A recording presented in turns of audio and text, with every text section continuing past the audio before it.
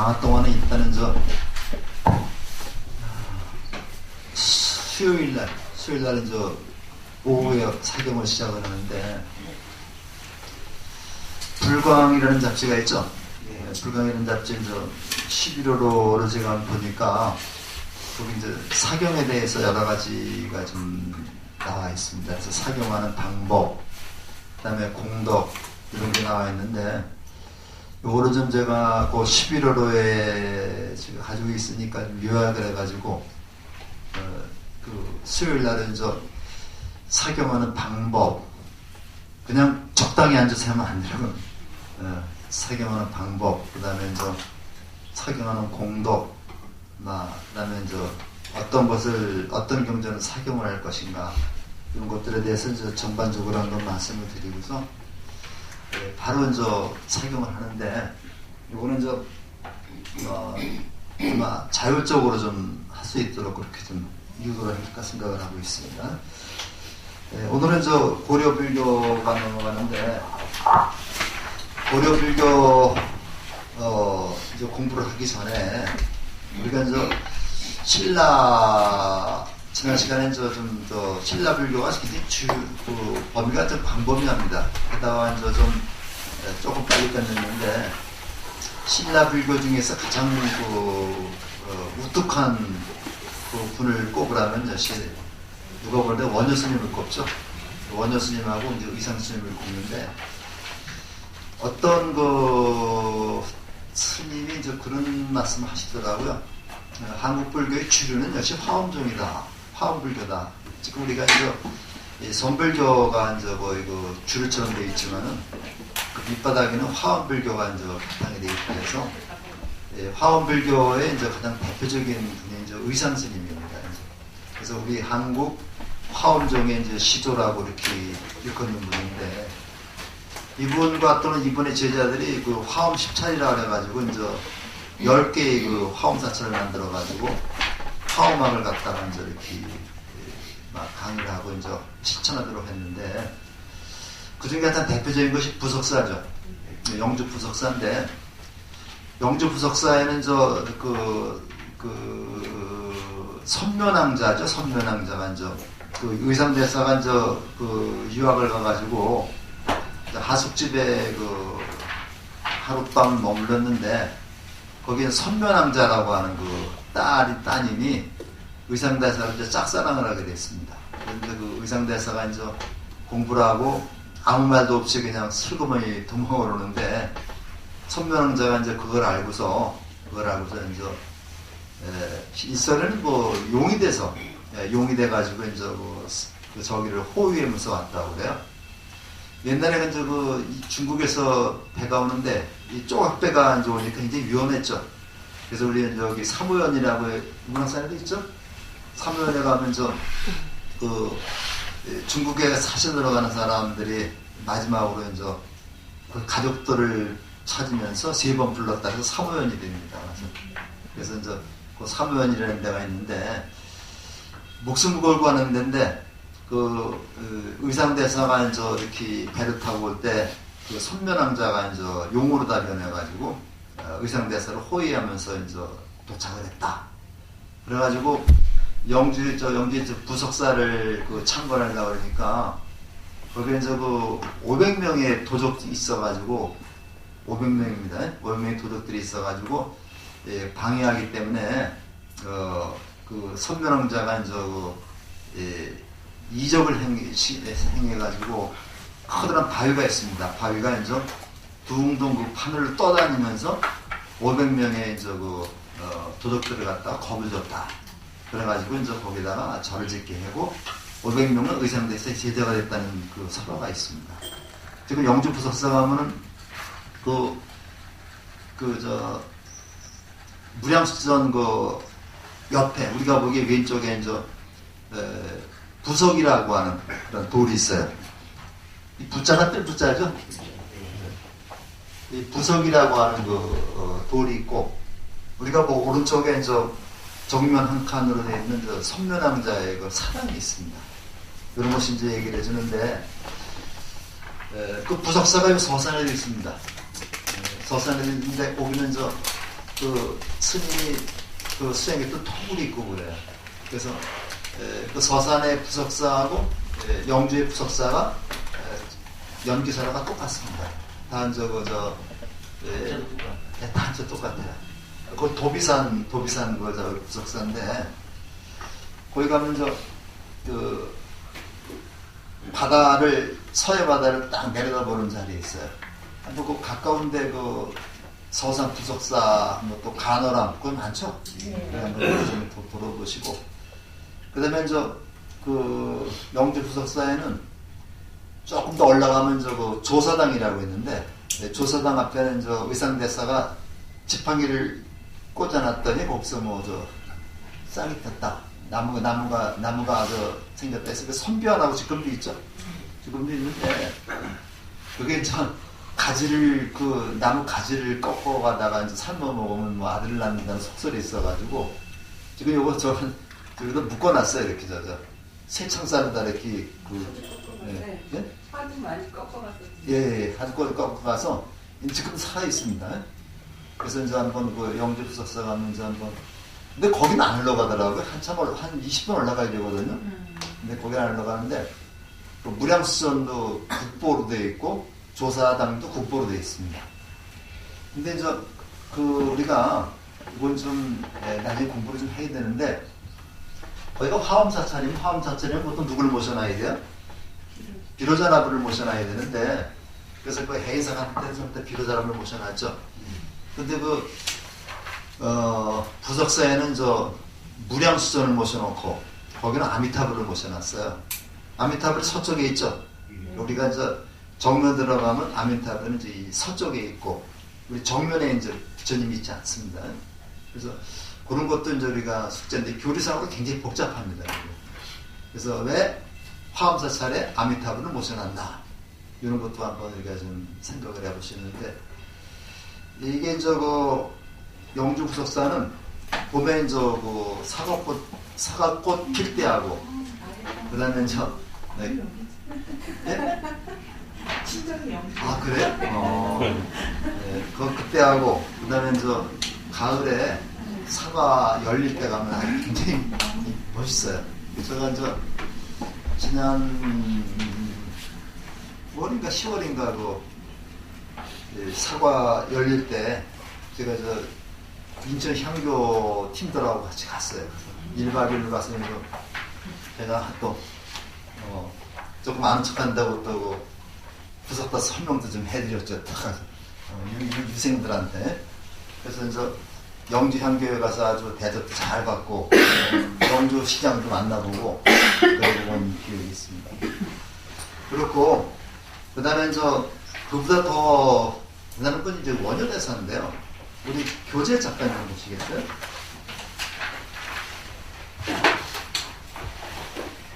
교재에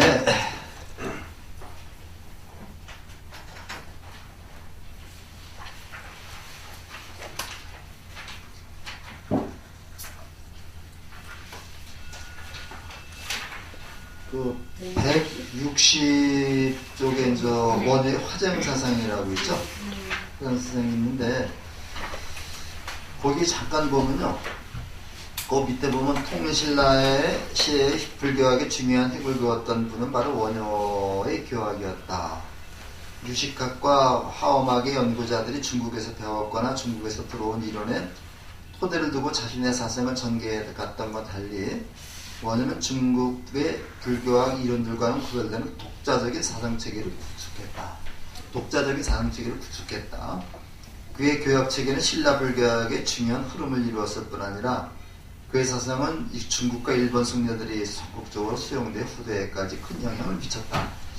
이렇게 얘기를 하는데 우리가 봤던 우리 불교학에서도 유학파와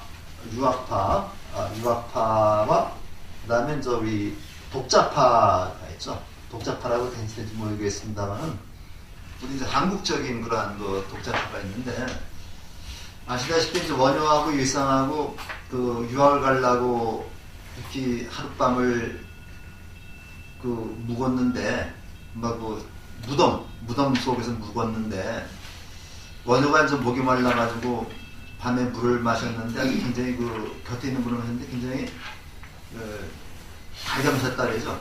근데 아침에 일어나서 깨보니까 그 물이 해골에 고인 물이었더라.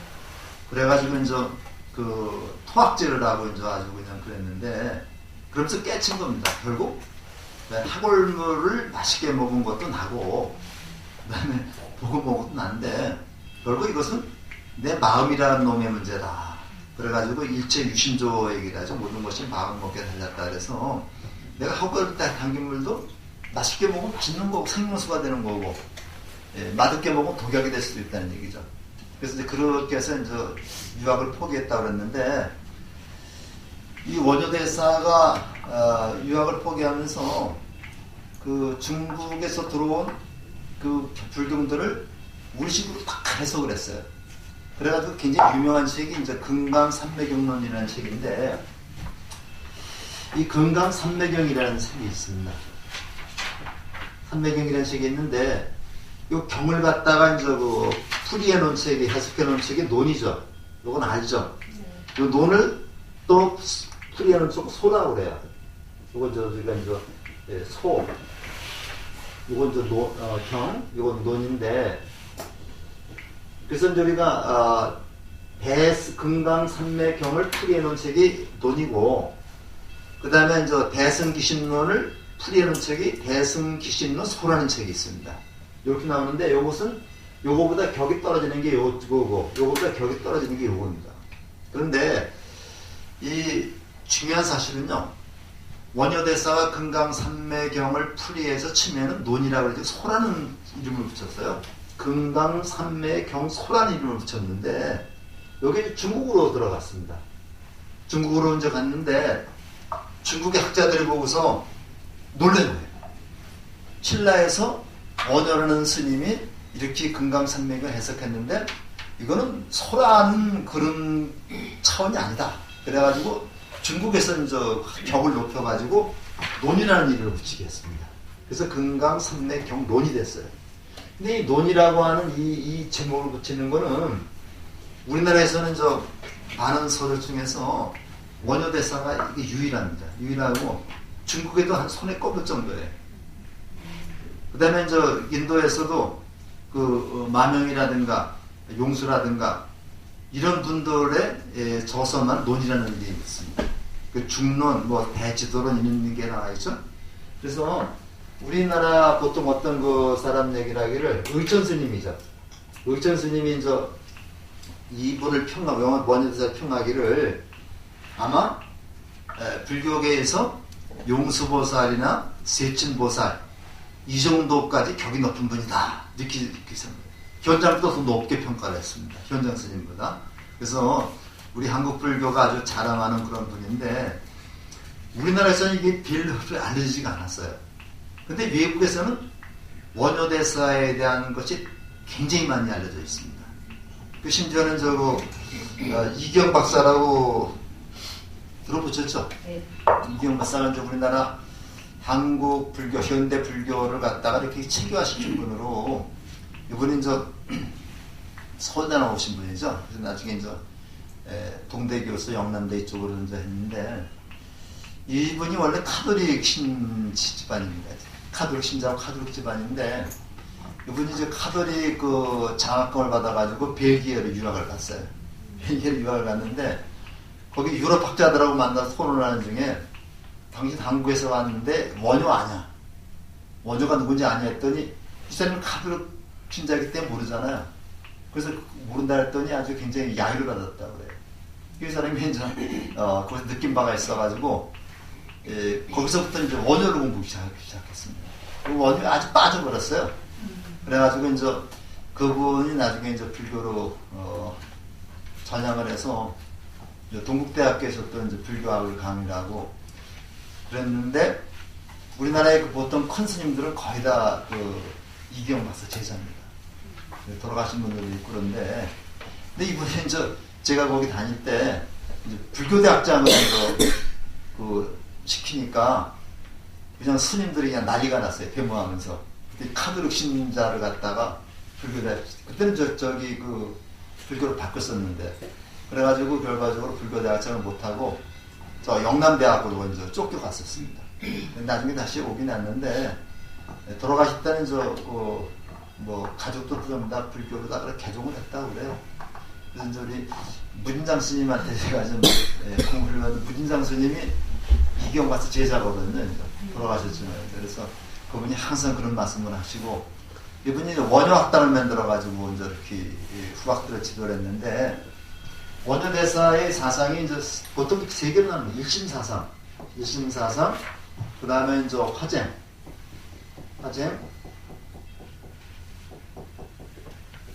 그다음에 무예 이렇게 세 개로다가 원효대사의 사상을 얘기하고 있어요. 요건 이제 화쟁, 요거는 이제 무예입니다. 모든 것이 마음 먹게 달랐다. 이 사람의 사람의 마음속에는 불성이 있다. 불성이 있기 때문에 사람의 마음속에 있는 불성에 의해서 우리 모든 것이 다 해결된다는 얘기죠. 이게 일심사상입니다. 화쟁이라는 말의 화자는요. 화자는 어떤 의미냐면 논어에 보면 이런 얘기가 있습니다. 공자님 말씀하시기를 군자는 화이부동하고 그 다음에 소위는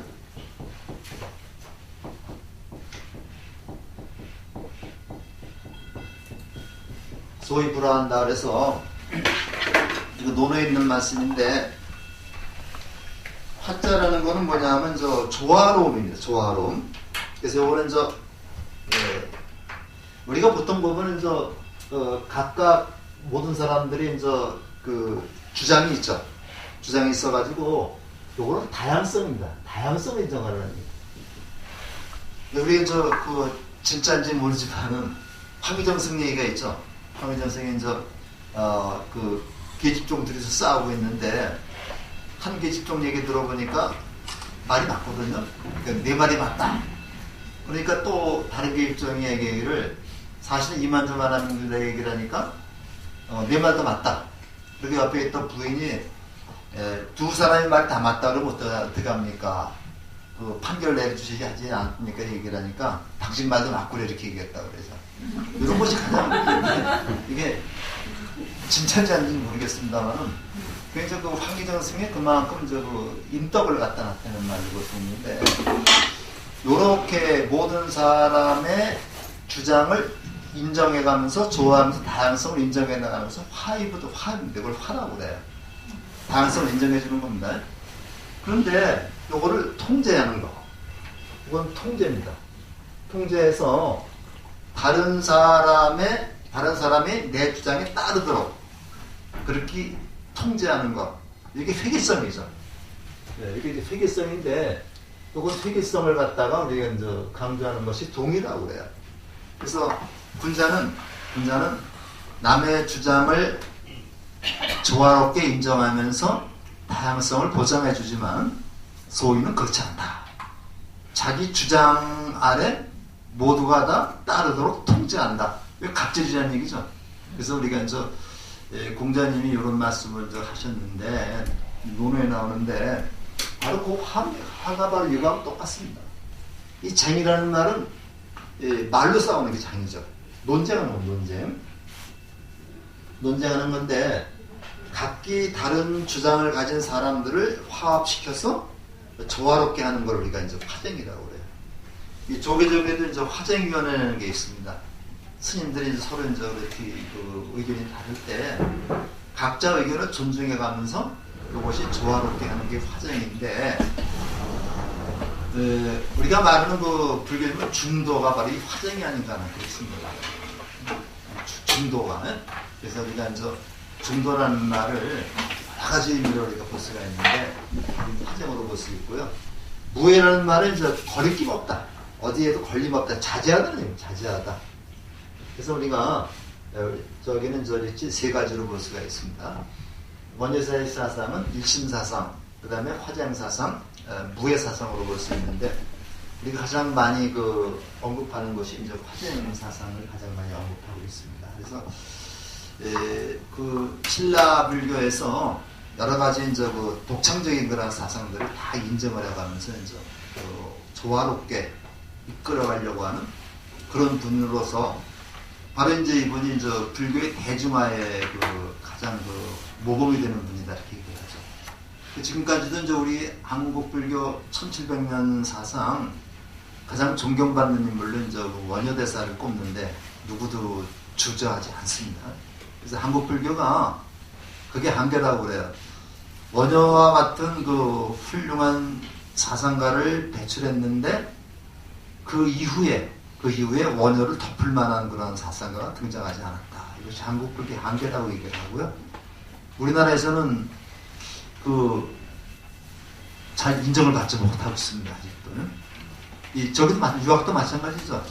태계 선생을 우리나라에서 잘 인정해주지 않지만 일본에서는 태계 선생을 굉장히 높이 평가하고 있다는 거 이렇게 하셔야 되겠습니다. 그 다음에 하나만 더 여기가 보시면요.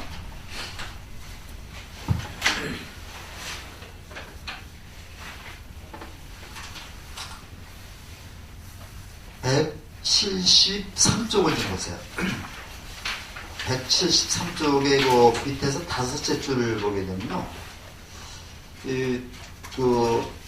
신라말기 풍수지리설이 굉장히 유행을 했는데 도선이 전개한 풍수지리설은 풍수이론을 구체 불교적으로 재구성한 것으로서 지리적 결함이나 사찰이나 성함의 사찰이나 탑을 건립하여 보완하는 것을 강조하는 것이다. 이른바 이거를 비보사탑설이라고 해서 비보사탑이라는 말이 있습니다.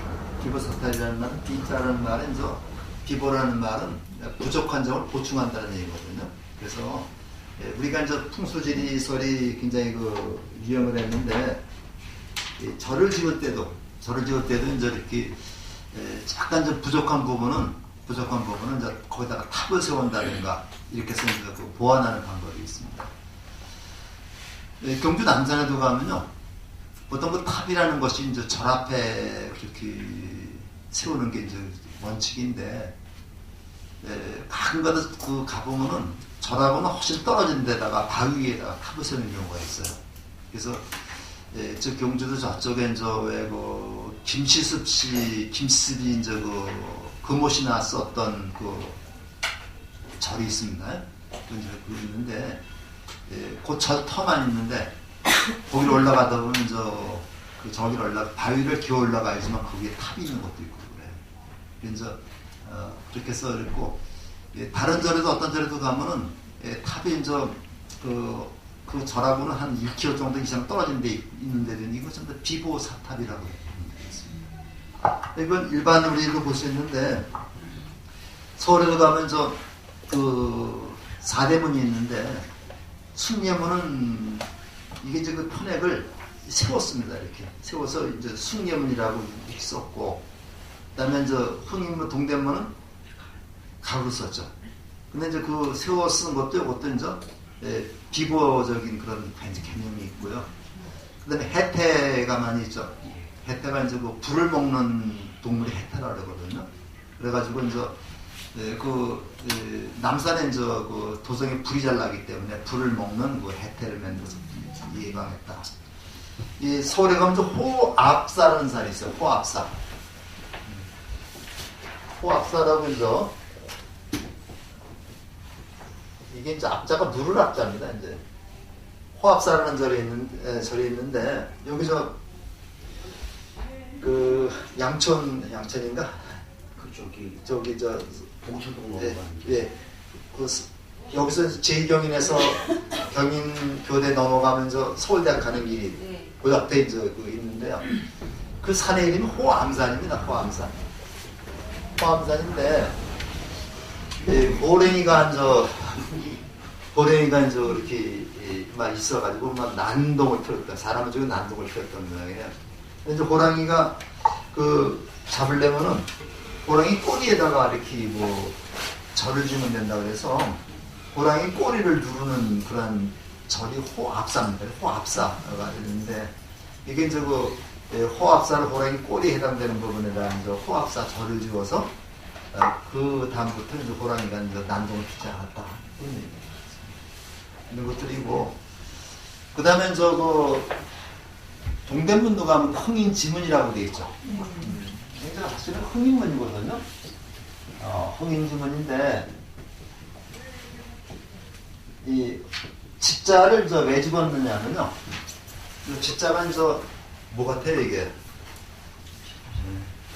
글자 모양이. 이게 이제 산 같죠, 산. 산에 이제 밥이 있는 것 같죠. 그래서 거기 경복궁에 보면 경복궁을 중심으로 해서 그 안산이 그 북악산, 북악산이고, 그 다음에 주산이 북악산이고, 안산이 앞에 내다보는 산이죠. 안산이 남산, 이게 목록산이라고 그래요. 그 다음에 우백호가 그 인왕산이고, 그 다음에 좌총령에 해당되는 게 그 낙산이라고, 말해 타락산입니다. 종로산가에 가면 그 낙산공원이라고 있는 게 그 낙산인데, 다른 산에 비해서 그 산이 낮아요. 굉장히 낮습니다. 그래가지고 그 낮은 것을 약간 보완하기 위해서 흑인문에다가 이렇게 요자를 붙여서 낙산이든 낮은 것을 보완했다. 이것이 풍수지리를 보완하는 비보 개념이 되겠습니다. 이런 사태들이 굉장히 많아요. 그런 것을 신라불교를 마무리하고, 그래서 불교 시험에도 이 비보서 차례가는 게 나옵니다. 그렇게 얘기를 하고, 그 다음에 우리 고려시대 불교로 넘어가겠는데요.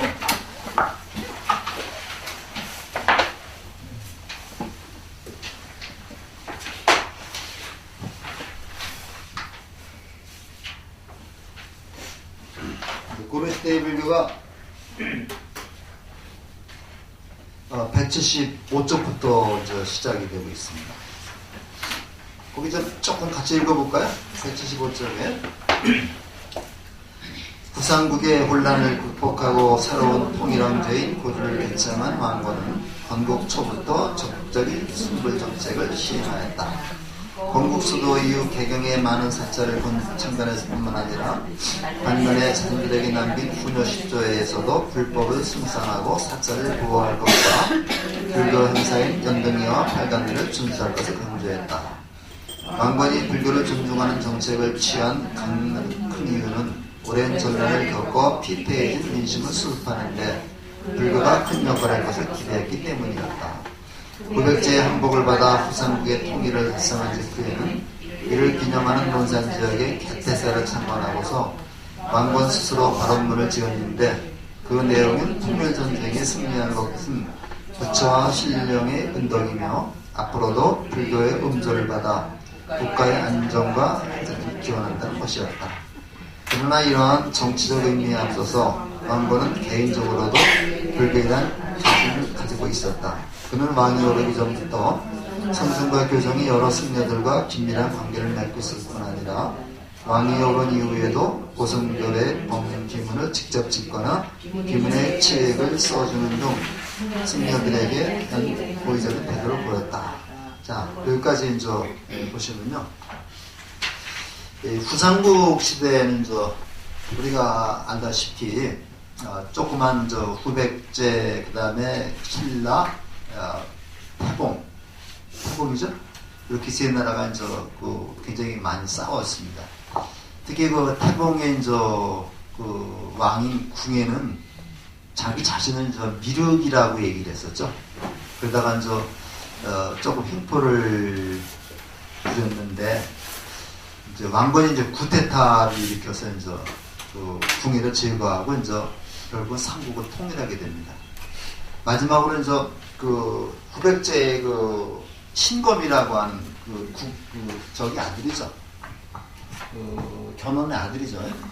견훤은 그 왕건한테 미리 항복을 했고, 그 다음에 아들 신검이 논산에서 친검을 논산에서 싸워 이기고 돌아오는 길에 개태사라고 하는 절이 나오죠. 거기 개태사라는 절이 나오는데, 논산에 가면 개태사라는 조그만 절이 있습니다. 지금은 되게 조그만데 바로 길 옆에 있어요. 길 옆에 있는데 거의 그 태락해서 좀 볼뿐 있는데, 거기는 왕건의 그 어진도 거기 모셔놓고 있고요. 그 다음에 또 거기 뭐가 또 유명하냐면 그 밥 짓는 솥이 엄청, 우리나라 하면 제일 큰 솥이라고 그래요. 그 밥 짓는 솥이 엄청 큰 솥이 지금 거기 그 개태사에 있는데, 크게 볼 것 없지만 그냥 그런 그 개태사가 이제 그러니까 그 견훤을 900세를 완전 삼국을 완전히 통일하고 나서 기념으로다가 만든 절이 개태사가 될 정도니까 이 그 왕건이 이제 굉장히 그 불교에 대한 호의적이었다고 볼 수 있어요. 더군다나 그 민심이 흉흉했죠. 민심이 흉흉했기 때문에 그 민심을 갖다가 한나라다가 통제하는 데는 불교가 가장 그 이상적일 것 같아서 이제 불교를 갖다가 이렇게 신봉하게 된 겁니다. 분어십도라고 해가지고 이제 그 왕건이 그 후손들에게 10가지 요것만은 꼭 지켜라 이걸 남겨놨는데 거기에도 이제 연등회와 팔관회와 같은 불교 행사들이 일단 많이 있다. 그래서 고려는 초기부터 이제 그 왕권의 보호를 굉장히 많이 받았습니다. 많이 받았는데 이게 이제 초기에는 잘 됐어요. 됐는데 이게 이제 한참 가다 보면은 이게 보호를 많이 받다 보면 타락하게 되죠. 그냥 나중에 중기 이후에는 불교가 좀 타락합니다. 타락해가지고 이제 민심과는 위반된 그렇게 지배를 보호를 받으니까 불교가 이제 그 왕권을 강화하는 데는 굉장히 많이 도움이 됐는데 민심이 위반되고 나니까 이제 섞고 싶어진 거죠. 거기다가 고려 중엽의 그 안양이라는 사람이 이제 그 중국에서 뭐 들여와요? 성리학을 들여오죠. 성리학이 들어오게 되는데 공자님의 이제 저기하고 그 그림하고 저기죠. 공자님의 그 그림하고 사진 중에 그림이죠. 그림하고 이제 그 경전을 가지고 7층에 도착한 곳이 이제 교동입니다. 이제 교동에 도착해가지고 이제 하룻밤 머물렀어요. 그래서 거기에 이제 만든 게 교동 향교인데 우리나라에서는 가장 먼저 만든 그 당시에요. 그래갖고 이제 들어오면서 이제 새로운 그 불교의 염증을 느낀 새로운 학자들이 이제 유학에 빠져듭니다. 그래가지고 고려 말쯤 되면은 신진 사대부들이 거의 그 유학에 전념하면서 유학을 공부하면서 이분들이 이제 세상을 바꿀 생각을 해요. 그래서 그 대표적인 사람이 이제 이색을 정점으로 해서 그 뒤에 그 제자로 정몽주가 있고 정도전이 있고 그 다음에 또 길재가 있고 이분들이 다 그 이색의 제자들이 되죠. 그 이분들이 이제 새로운 세력인 이성계를 도와가면서 세상을 바꿔보려고 합니다. 바꿔보는데 정도전은 아주 바꾸는 김에 왕도까지 다 바꿔버리자 이런 과격파가 되는 거고요. 정몽주는 바꾸되 왕조는 바꾸지 말자. 그래서 이제 정몽주하고 정도전이가 대립을 하죠. 근데 결국 정도전 패가 이기죠. 그래서 정몽주를 이제 죽이고서 새로운 왕조를 갖다 세우면서 그러니까 당연히 조선시대는 뭐가 될 수밖에 없었어요. 유교국가가 될 수밖에 없었죠. 이런 흐름인데 그래서 오늘은 이제 그런 것을 중심으로 해서 이제 우리가 그 고려시대의 불교를 한번 보고 내 시간에는 이제 조선시대의 불교를 보면 좀 마지막이 되겠습니다. 그럼 이렇게 되어 나가는 겁니다. 이렇게 되어 나가는데 고려 초기에 이제 광종 때 최승로라고 하는 사람이 주창을 해가지고 소위 과거제도가 생기죠. 과거제도가 생기는데 이제 과거를 보면서 거기에 승과제도가 생깁니다. 승과라고 해서 이제 스님들도 이제 과거 시험을 보게 되는데 이게 사실은 우리 불교를 굉장히 보호하는 그런 것이 있습니다만은 그렇지만 또 한편으로서는 불교를 통제하려고 하는 그런 의도도 있었다 이렇게 볼 수 있어요. 교재에도 이제 있습니다만은 그 유인물을 잠깐 보시기 바랍니다.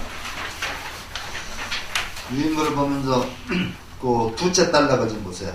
이 사람은 958년 관리 등용을 위해 과거 제도를 쓴 데 견주어 승려의 위계 질서를 가리려고 승과를 설치했다. 이것은 승려를 존경하는 것 같으면서도 그들을 통제하려는 의도였던 것이다. 이거는 교재들과 똑같이 나옵니다. 그래서 그 과거 제도라고 하는 것이 불교를 보호하는 것 같으면서도 통제 수단으로 사용했다는 얘기죠. 이 정권도 그렇죠. 모든 정권 지금도 그렇습니다만은 왕권이라든가 정권에서 어떤 종교를 도와줄 때는 거기에 대한 대가를 다루는 거죠.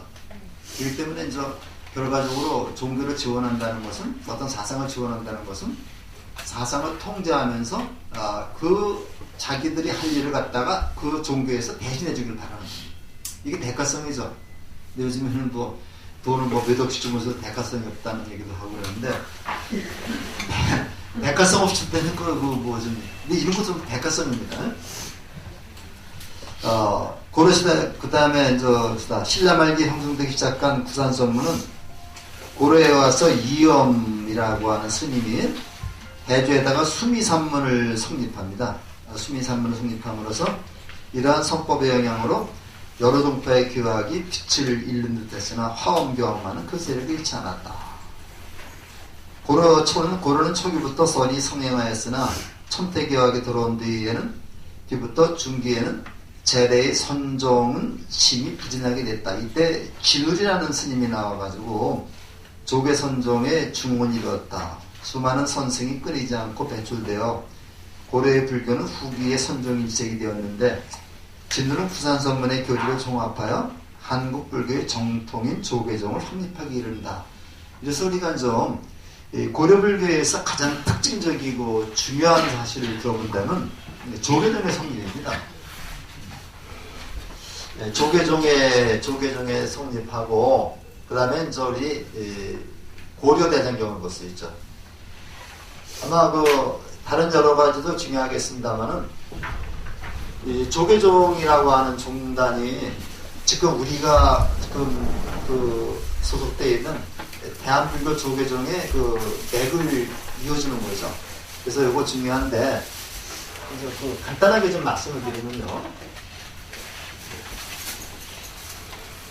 저희 신라 말부터는 부산선문이라는 게 있었어요. 부산선문이 있었고, 그 다음에 교종에는 5종, 5개 종단이 있었죠. 그리고 5교. 그래서 우리가 보통 5교 구산이라고 말하는데, 이 구산선문이라는 게 이게 종파라기보다는요, 가장 중심되는 스님이 거기 거주하면서 선종의 기본 틀을 갖추고 있는 겁니다. 그래서 이 구산 9개의 선문 중에 공통 배수를 뽑는다면 선이 됩니다. 그래서 이것이 결과적으로 조계종으로다가 통합이 되는 거죠. 조계종으로 통합이 되는데 이 역할을 했던 사람이 진울이라는 얘기입니다. 진울이라는 얘기인데 우리가 조계종설을 보면요, 구산이 내부적으로는 이게 통합이 이루어졌지만은 외형적으로는 통합이 이루어지지 못했어요. 그래서 진울 스님이 내부적으로 구산을 하나를 묶어서 조계종을 만드는 데까지 성공했습니다만은 이게 외형적으로는 통일이 안 됐는데 요게 그 뒤에 고려 말에 보우라는 스님이 나옵니다. 보우라는 스님이 태고 보우라 해가지고 보우라는 스님이 나와가지고 완전한 조계종을 성립을 하게 됩니다. 그래서 이거는 내부적으로는 됐지만 외형적으로까지 완전히 조계종이 성립이 되는 거죠. 근데 이 보우라는 스님의 법포가 태고입니다. 태고 보우가 돼가지고 태고종에서는 거의 진우 스님보다도 태고 보우 스님을 종조로다가 보통 그렇게 인정하는 것 같아요. 근데 조계종에서는 지금 양분되어 있습니다. 조계종의 연원이 중국에 있는데 중국에서 조계선 사상을 배워와서 우리나라의 구산의 연분이 뭐냐면 도의선사거든요. 도의선사를 종조로 보는 데는 이의가 없어요. 그래서 우리 조계종의 종조가 도의국사라고 하는데 이의가 없는데 그다음에 이제 우리 그 분명히 조계종 종문에는 이제 진울이 중천조라고 돼 있고 보호가 중흥조라고 돼 있습니다. 근데 결국 같은 말이거든요. 중천조나 중흥조나.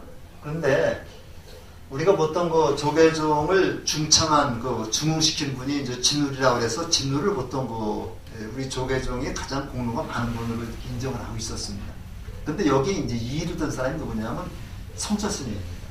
그 성처스님은 이제 조계종의 진짜 중흥조는 진울이 아니고 바로 보국사다. 왜냐하면 외형적으로나 내용적으로나 조계종이 깊이를 잡아놓은 분이기 때문에.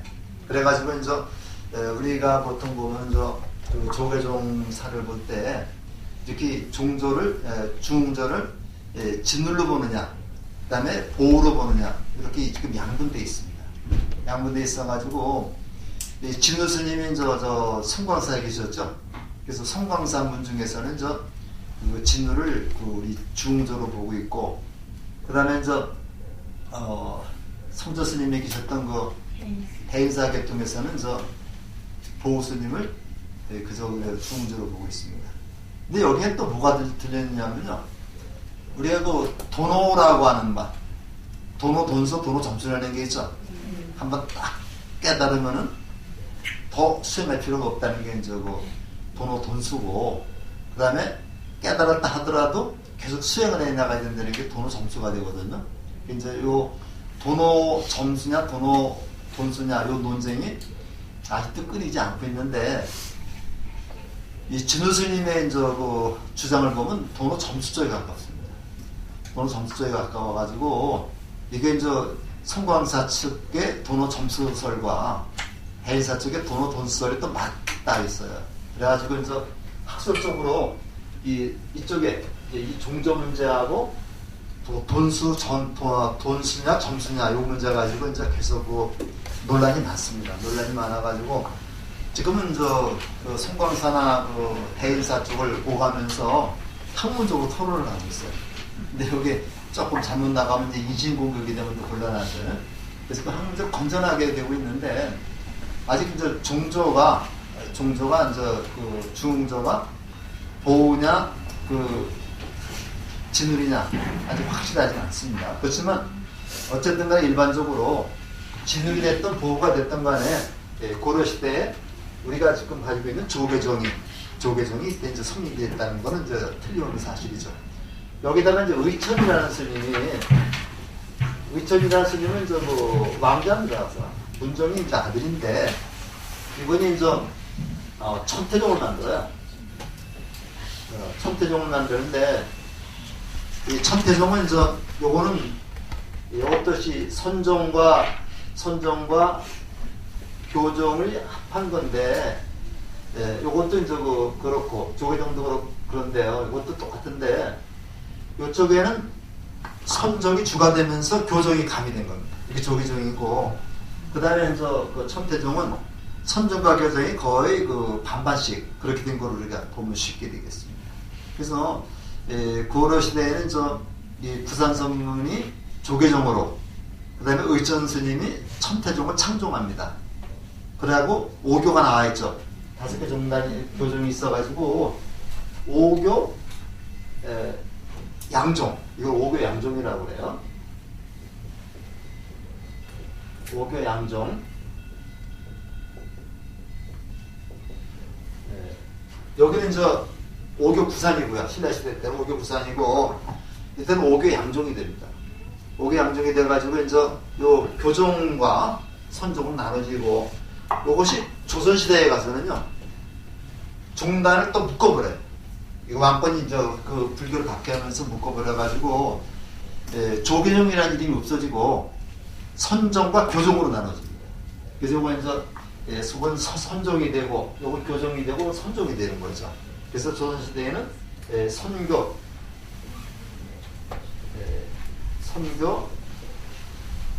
양종이라는, 선교 양종. 그래서 이제 조계종이라는 말이 없어지고 이제 선종, 교종 이렇게 두 개로 나눠지는 거죠. 나눠지다가 이제 나중에 이제 1940년대에 와가지고 조계종이 다시 등장하게 되는 거죠. 그러니까 조계종이라고 하는 종단 이름은 진울과 고려 말에 이제 조계종이라는 종단이 성립됐다가 조선 때에는 그것이 이름이 없어졌다가 40년대에 다시 만들어지는 것이다. 이 글이가 보면 되겠습니다. 그래서 우리가 이제 고려 시대 불교 중에서 그런 것을 좀 보도록 하시고요. 그 다음에 첫 번째 페이지 유인물 네 번째 달락을 좀 보시기 바랍니다. 네 번째 달락. 고려 시대에 특기할 것은 역시 고려대장경의 판각이다. 태조 때부터 강조된 국가를 위한 신분 사상은 고려대장경이란 거대하고 찬연한 민족문화 사업을 이루어 놓았다. 이 고려대장경은 양과질에 있어서 모든 대장경의 표본으로다가 되고 있다. 이와 같은 고려 문화 역사를 남긴 불교이지만 고려 말에 이르러서는 국권의 세패와 함께 불교도 기울어졌다. 그런 와중에서 인도의 지공 스님이라고 있죠. 인도에서 온 신분 지공 스님과 태고역으로 보호 스님입니다. 그다음에 대군, 나홍 등 사선승은 고려 말을 장식한 찬란한 별들이었다. 그 다음에 이렇게 사선승이라고 얘기도 하지만요.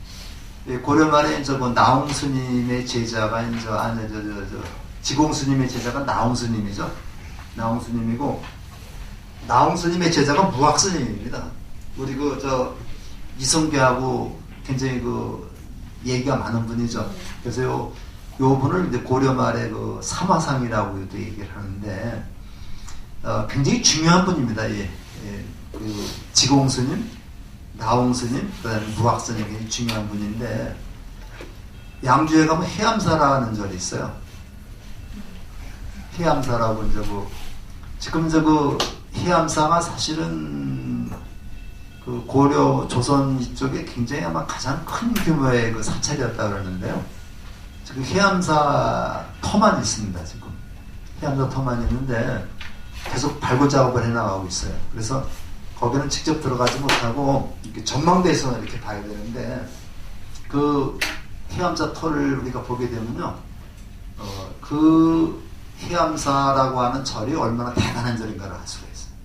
근데 거기서 조금만 더 올라가면요, 조금만 더 산속으로 들어가면 새로 지은 해암사가 있어요. 근데 해암사 원래 해암사는 아닌데 해암사 새로 지은 해암사가 거기 또 있는데 그건 조그맣습니다. 저는 조그만데 해암사 바로 앞에 부도가 세 개의 부도가 있어요. 부도가 셋이 있는데 지공 스님의 부도, 나홍 스님의 부도, 무학 스님의 부도가 있습니다. 부도를 승탑이라고도 그래요. 그 스님들의 사리를 모시면 되는데 거기 가면서 두 개인가는 보물이고요. 하나는 국보거든요. 부도가. 근데 가서 딱 보면은 이게 왜 국보인지 알겠더라고요. 그래서 우리가 똑같은 부도를 이렇게 같이 놓고서 요건 국보고 요건 보물이라고 했을 때 우리가 봐도 구분할 수 있어요. 근데 아마 지금 무학 스님의 부도가 아마 국보로 알고 있는데 확실히 세 개가 나란히 있습니다. 그래서 그런 것도 보시고, 그다음에 여주의 고다사지에도 가보면 거기도 부도가 둘이 있는데 하나는 국보고 하나는 보물이에요. 그래서 그걸 알 수 있고, 그래서 세 분 스님이 굉장히 유명한 고려 말의 스님이고, 요 부도가 어디에 있느냐면요, 여주 신륵사 가면 있죠. 여주 신륵사 가면 거기에 또 세 분의 부도가 있습니다. 그러니까 그 당시 지금도 그렇지만 그 당시에는 이렇게 사리가 나오면요, 사리를 한 번에 모시는 게 아니라 이렇게 나눠서 모십니다. 나눠서 모셔가지고 우리 법정 스님의 사리도 기상사에 어디 묻어놓은 데도 있고, 또 성광사 불이랑 무슨 나무 밑에다 묻어놨죠? 나무가 지금도 있습니다. 나무 밑에 묻어놨는데 이렇게 부처님의 사리도 이렇게 나눠서 묻혔잖아요. 그런 것이 이제 있습니다. 얘기하다가 조금 좀 다른 데로 갔는데, 다른 대장경이라고 하는 그거는 지금 해인사에 지금 요 대장경제까지만 얘기하고 좀 적당하겠습니다. 대장경은 지금 해인사 이제 대적광전 위에 이제 모셔놨는데, 일반적으로 대웅전이나 대적광전 위에는 보통 산신강만 조그맣게 모셔놓는데, 해인사에는 대적광전 계단을 올라가면은 8만대장경을 거기다 모셔놨습니다. 그게 이제 그게 있기 때문에 거기 독보정찰이 되는 거죠. 정찰이 되는데, 지금 이제 세계문화유산에도 이제 그게 등재가 돼 있고, 그 다음에 이따가 다시 말씀을 드리겠습니다만은 대장경판도 이제 국보로 지정되어 있고, 그 대장경판을 모신 그 판각이 대장전입니다. 대장전인데 수다라전이라고도 그래요. 근데 그것도 이제 국보로 지정되어 있는데, 굉장히 이것이 건물이 엉성해 보이지만요, 굉장히 과학적으로 만든 건물입니다. 그래서 그게 이제 만든 거를 보면은 밑에 습기가 올라오지 않게 하기 위해서 땅을 파가지고 거기다가 소금도 넣고 숯도 넣고 여러 가지를 넣어가지고 이제 습기가 전혀 올라오지 않게 만들고, 그 다음에 혹시 해인사가 보면 문을 한번 보세요. 문을 보면은 어떤 쪽에는 앞에 문이 이렇게 크더라면은 뒤에는 문이 조그맣습니다. 이게 뭐냐면 바람의 통풍을 위해서 만든 거거든요. 우리 옛날에 이제 집에 가면 대청마루를 보게 되면은 앞에는 확 트여 있죠. 근데 뒤에는 문이 조그맣습니다. 근데 뒤에도 문이 크게 하면 이게 통풍이 안 된다고 그래요. 그래서 바람의 흐름에 따라서 이렇게 넓은 문으로 이렇게 들어갔다가 좁은 문으로 나와야지 시원하더라고요. 그래서 우리가 간독이 이런 식으로 다 지은 건데, 대장전이죠. 팔만대장을 보고하는 보호각은 완전히 바람의 흐름에 따라서 이것이 통풍이 되도록 지었다고 그래요. 그렇기 때문에 인위적인 것이 아니라 자연적으로 바람이 되기 때문에 이게 상하지가 않습니다. 심지어는 5.16 이후에 박정희 대통령이 대통령 되고 나서 해인사를 한번 가봤어요. 가보니 일화가 있습니다. 거기 박정희 대통령이 갔는데, 그때 아마 성철 스님이 100년 안에, 지금 1시간 정도 가죠? 1시간 100년 안에 계시니까, 100년 안에 있으면서 성철 스님이 항상 오면 나를 만나려거든 삼천배라고 하라. 대척광제를 삼천배 오라고 그랬거든요. 그러니까 이 박정희 대통령이 성철 스님이라는 그 스님이 있는데, 괴상한 스님인데 이분 들은 모양이에요. 그러니까 내가 여기 왔으니까 가서 성철이라는 스님 좀 내려오라고 그래라. 그렇게 보고 간다고. 그때 가서 거기 스님인지 제자인지 해서 열심히 뛰어가서 성철 스님한테 밖에서 오셨습니다. 내려가 보시죠. 이렇게 얘기했더니, 나 보려거든 네가 올라오라 그랬다. 그래서 결과적으로 박 대통령하고의 만남이 이루어지지 않았는데, 그 정도 그것도 좀 있어야 되죠. 요즘 같으면 얼른쯤 나갔겠죠. 그래서 불교계 이런 문제 좀 해결될 수 얘기됐을 텐데, 그렇게 해서 이루어지지 않았는데, 그양반 박 대통령이 대장 장경각을 보고서 굉장히 허술해 보이거든요. 그게. 그러니까 내가 돈 들여가지고 여기다가 아주 최신식으로 집을 지어줄 테니까 대장경판을 옮겨라 이렇게 했대요. 근데 해인사에서 거절했다. 만약에 거기다 옮겼으면 뭐가 좀 사단이 났을 거예요. 그래서 우리들이 선조들의 지혜가 대단한데, 저도 기억은 소금하고 숯밖에 기억 못합니다만은, 그 밑에서 습기가 올라오지 않도록 여러 가지 저기를 했고, 거기다 만약에 세면을 덮으면 안 되겠죠. 근데 우리 석굴하면은 시대 때 다 헐어버리고 세면을 덮어버렸기 때문에 결로 현상이라 그러죠. 지금 석굴 안에 들어가면은 시커멓게 돼 있습니다. 그래서 가면요 습기를 제거하는 기계 돌리는 소리가 굉장히 시끄러워요. 그러니까 자꾸만 균열이 생기니까 이제는 뭐가 나오는 어떤 얘기가 나오냐면 석굴암을 영구 폐쇄하고 대신 가짜 석굴암을 만들겠다고 이런 얘기가 나오는 거잖아요. 그래서 우리가 이제 문화재도 그렇고 우리 조상들의 그 핏단열에 그런 건 굉장히 잘 보존해야 되는데 지금 미국에서도 엄청난 산불이 일어나고 있지만은 우리나라도 산불 한 번 일어나면 저로 그냥 탁 타버립니다. 이게 조심을 많이 해야 되겠죠. 조금만 쉬었다가 15분에 한번 가겠습니다. 졸업하면 동창회가 있듯이 이제 동문회가 있는데 지금 동문회 그 회장님도 이제 임기가 2년입니다. 그래서 저희들이 모든 절의 소임자들이 6월 15일 내 이제 임명이 되고 이제 끝나는데 새로운 그 신도의 임원이나 동문회 임원이 이제 올해 6월 15일부터 시작이 됐거든요. 그래서 이제 내년 후년 10월까지 가는데 이제 도광 최준기 회장이고 이제 재무가 있고 그다음에 총무가 있는데 내가 그 전부터 이제 와서 동문회비 좀 해가지고 좀 활성화 좀 시키라고 이렇게 얘기를 하고 이제 고문들을 좀 몇 명 만들어가지고 이제 고문들한테 특별히 더 받으라고. 그래서 이제 항상 이제 고문들한테 이제 10만 원씩 받았어요. 그래서 먼저도 저도 이제 그 고문으로 됐기 때문에 이제 그렇게 냈는데 또 제가 이제 6월 달부터 계속 그래도 그 미안해서 그런다고 미안해서 얘기를 못 하더라고요. 그래가지고 했더니 이제 어저께인가 그 저한테 문자가 왔어요.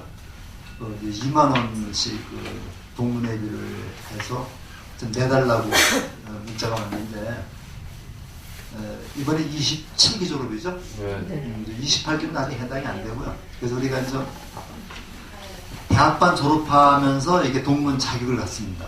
인문반 아니고요. 그래서 아마 그 마지막 강의 때는 이제 아마 동문회장이 이제 와서 이제 인사도 하고 할 텐데 19일 날이죠? 네, 19일 날. 19일 날 이제 와서 인사도 하고 했는데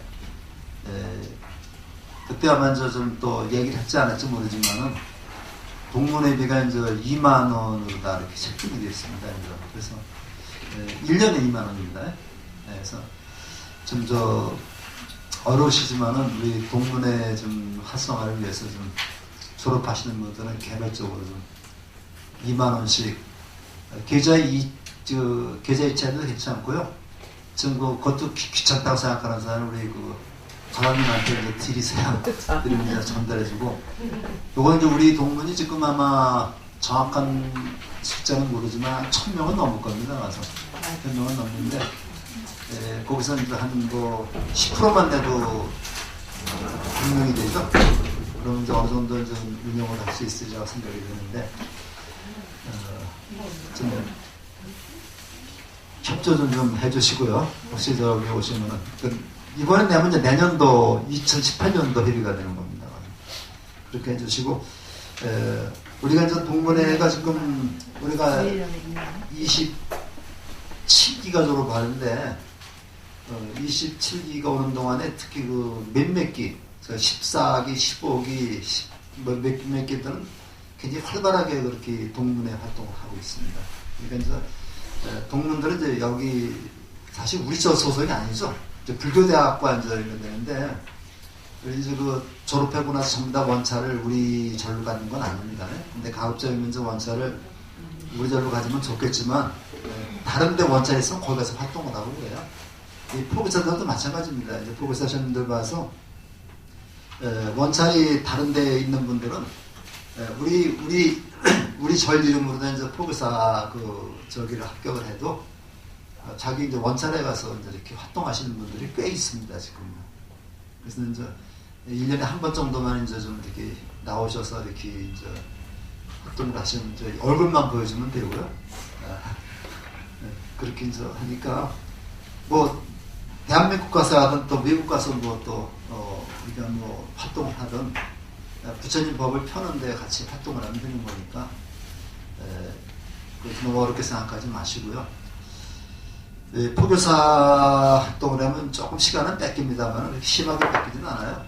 그러니까 좀 잘 생각해 보셔가지고 좀 많은 분들이 좀 포교사 28기, 27기 졸업하시는 분만 지금 자격이 있습니다. 포교 시험 보는 것도. 그래서 많은 분들이 좀 공부를 해서 좀 포교사 활동 좀 하시고 그러면 좋을 것 같아서 말씀을 드리는 겁니다. 그 유인물 잠깐 좀 보시면요.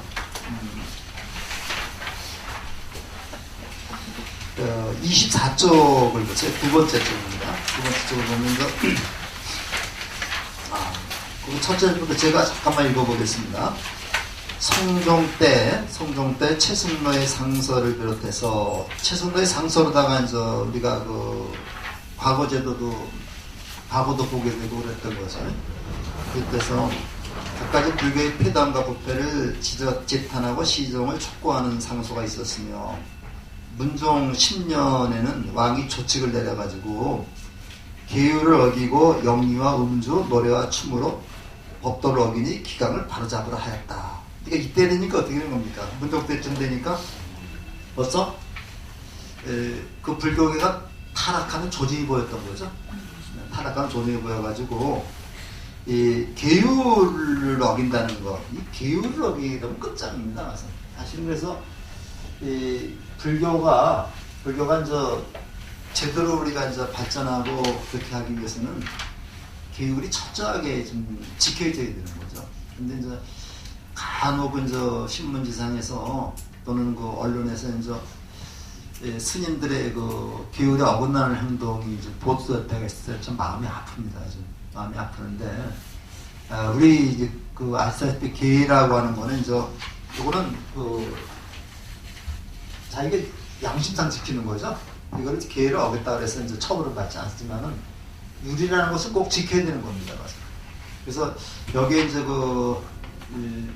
보면은 이제 여러 가지 계율을 어긴 것에 따라서 이제 그 처벌 방법이 있는데 제일 그 큰 거는 이제 그 종단에서 쫓아내는 거죠. 이제 또는 쫓아내는 것도 있고 그 다음에 이제 며칠 동안 참여하는 것도 있고 여러 가지 계율이 있는데 스님들이나 신도들이 이런 계율을 좀 마음속에 간직하면서 좀 어기지 않도록 좀 해야 되겠습니다.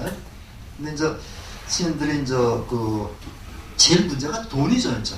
돈 챙기는 거. 그 다음에 이제 음주.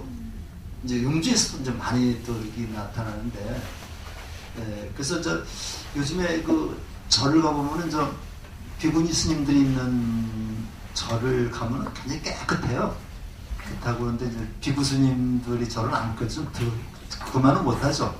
그만은 못하는데 이제 우리가 이렇게 계율이 바로 섰을 때 이제 신도들은 스님들을 다 존경하게 되는 겁니다. 스님들이 이제 계율을 지키지 않는다면은 절대 존경을 받을 수가 없는 거죠. 이건 이제 마찬가지입니다. 그렇기 때문에 항상 이런 문제를 우리가 좀 타산지석으로 삼아서 공부를 해야 될 것 같습니다.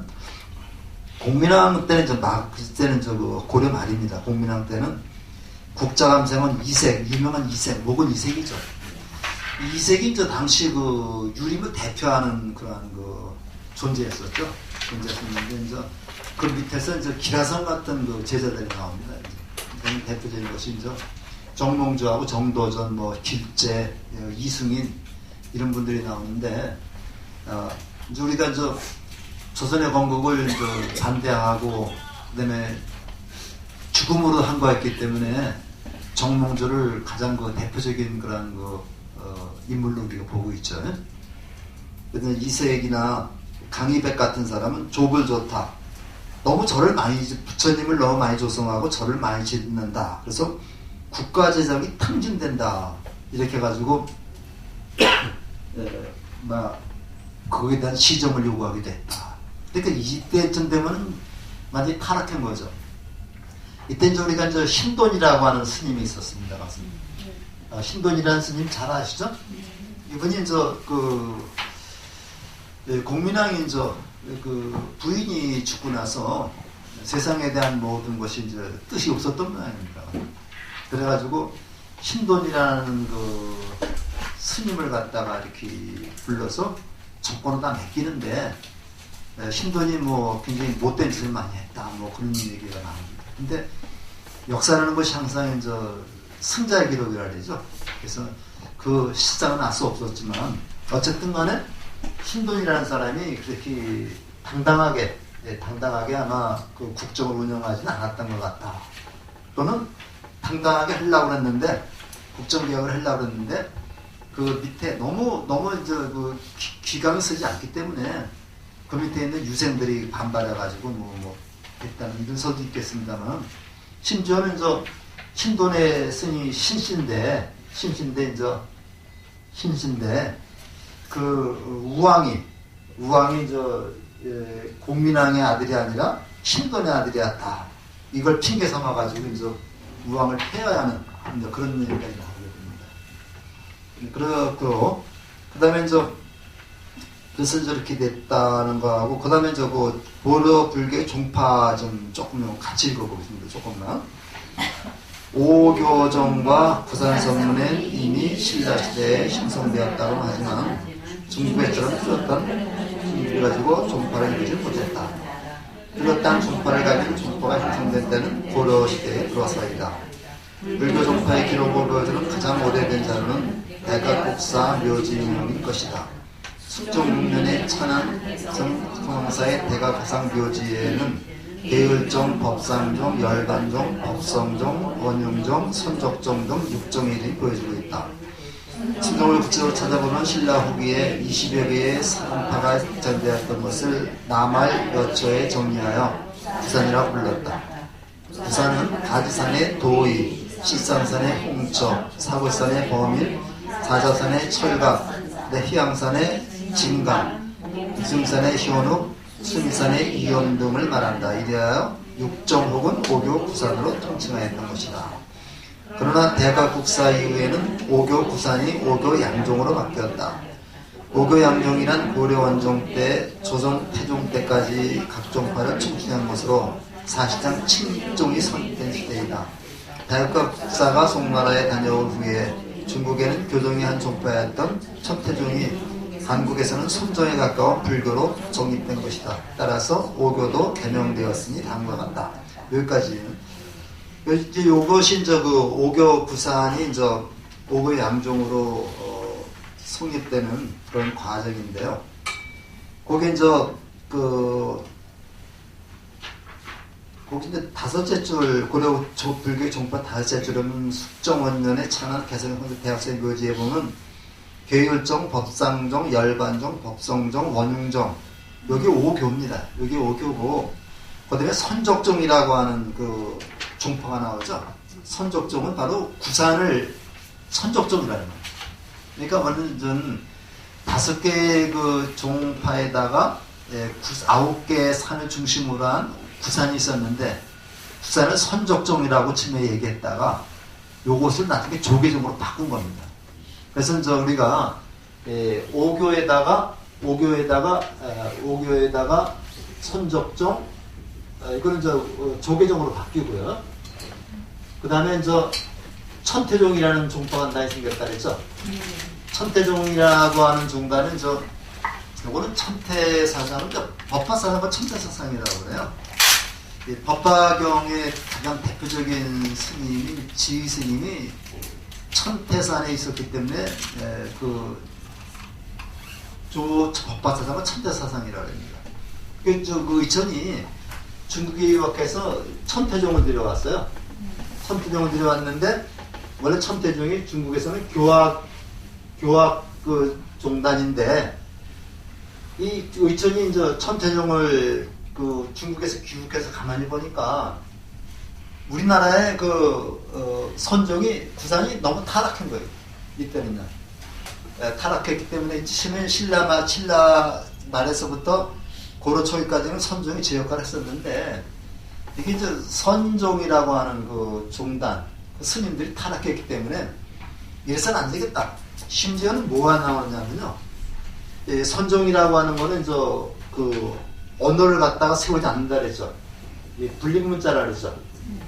불림문자인데 문자를 세우지 않는다는 얘기는 이거 사실은 집착하지 말라는 얘기거든요. 끄달리지 말라는 얘기입니다. 이게. 그래서 우리가 성자 스님이 제자들한테 뭐 책 읽지 말라고 한 얘기도 그런 의미로 봐야 돼요. 책 읽지 말라는 얘기는 그 책을 읽되 경전을 읽되 그 경전 글자에 끄달리지 말아라. 글자에 끄달리지 말아라. 글자에 집착하지 말라는 얘기인데 이걸 갖다가 이제 우리가 잘못 해석하게 되면은 경전이 필요 없다는 얘기가 나옵니다. 경전을 공부 안 해도 된다 얘기 나옵니다. 경전을 공부하지 않고 별가부자하고서 계속 자기 마음만 반주하면 된다는데 무엇부터 알아야지 되는 거죠. 그래서 사실은 천태종을 이렇게 주창하면서 한 것이 스님들이 너무나 교종을 우습게 여기기 때문에 자기 거는 선종은 자기는 공부 안 하면서 경전 공부하는 사람들은 우습게 여기는 거예요.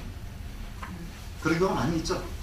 많이 있기 때문에 스님들이 너무 공부를 하지 않기 때문에 이 교학에다가 선종은 우리가 선종은 이건 뭐라고 썼냐면요. 선종은 실천입니다. 이건 실천 위주의 종교고 실천 위주의 종교고 이거는 지식 위주의 종교로 볼 수 있는 거예요. 극단적으로 얘기하자면은 요거는 부처님의 가르침을 문자로 공부하는 거고 요거는 부처님의 가르침을 몸으로 실천하는 게 선입니다. 이게. 그래서 너무 공부를 하지 않기 때문에 여기다가 교학에다가 선종으로 따지면 교종은 너무 글자에만 집착하고 실천하지 않기 때문에 양쪽에 다 문제가 있는 겁니다. 그래서 우리가 선종과 교종을 볼 때 교종은 너무 공부만 하고 중생들을 구제하려고 하는 생각을 가지고 있지 않아요. 그 다음에 또 선종은 공부를 하지 않고 엉뚱한 짓만 하고 있기 때문에 요거를 조화롭게 하기 위해서 가지고 온 교학에다가 선종을 갖다가 선종을 접합을 시킨 겁니다. 그러니까 좀 달라요. 조계종은 선이 주가 되고 교가 종이 되는 겁니다. 종이 되는데 이 천태종은 선과 교가 같은 비중으로 되어 있어요. 오히려 교 쪽에다 치우쳐 있습니다. 그래서 우리가 천태종을 따로 독립해가지고 오교 양종에서 7종이 된다는 얘기입니다. 근데 우리 지금 우리 천태종이라고 하는 종단이 있죠. 대한불교 천태종이 있는데 구인사에 총문산이 있는데 요거는 이것을 내 영맹을 계승한 게 아니라 우리가 상월스님이라고 있습니다.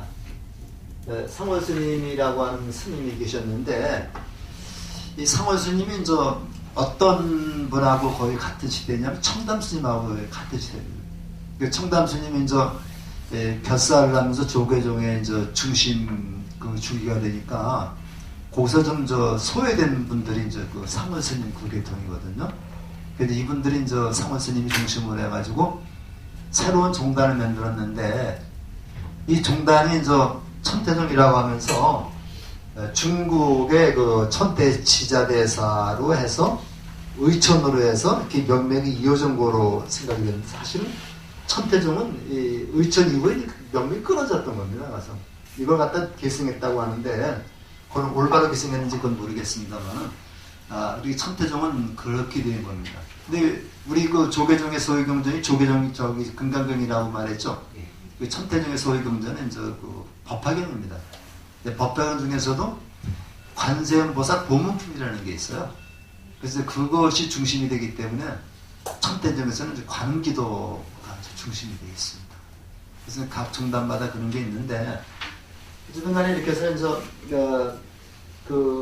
고려의 불교가 오교에서 이렇게 조계종하고 천태종으로 나뉘어지게 된다.